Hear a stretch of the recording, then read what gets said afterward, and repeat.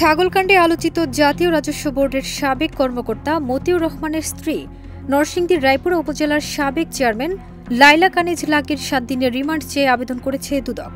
বুধবার 15 জানুয়ারি ঢাকার metropolitan senior special জজ আদালতে এ বিষয়ে শুনানি অনুষ্ঠিত হবে। দুদকের পাবলিক প্রসিকিউটর মীর মোশাররফ আলী সালাম বলেন, তার বিরুদ্ধে মামলা রয়েছে, সে মামলায় তাকে গ্রেপ্তার করা হয়েছে। মামলার তদন্ত কর্মকর্তা দুদকের সহকারী পরিচালক ইসমাইল 7 দিনের রিমান্ড চেয়ে আবেদন করেন।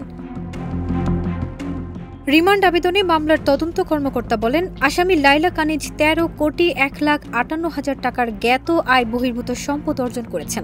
পাশাপাশি লাইলা কানিজের বিরুদ্ধে 1,53,00,000 টাকার অবৈধ সম্পদের তথ্য গোপন করার অভিযোগ আনা হয়েছে।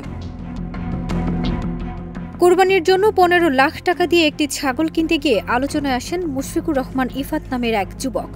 এ নিয়ে সামাজিক যোগাযোগ মাধ্যমে তুমুল আলোচনা শুরু হয়।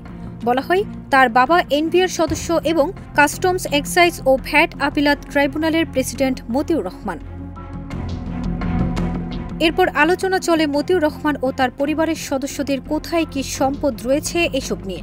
এসব আলোচনার মধ্যে একের পর এক বেরিয়ে আসতে থাকে মতিউর ও তার পরিবারের বিপুল অর্থের চাঞ্চল্যকর তথ্য। ফারজানা নিকিতা, দেশ রূপান্তর।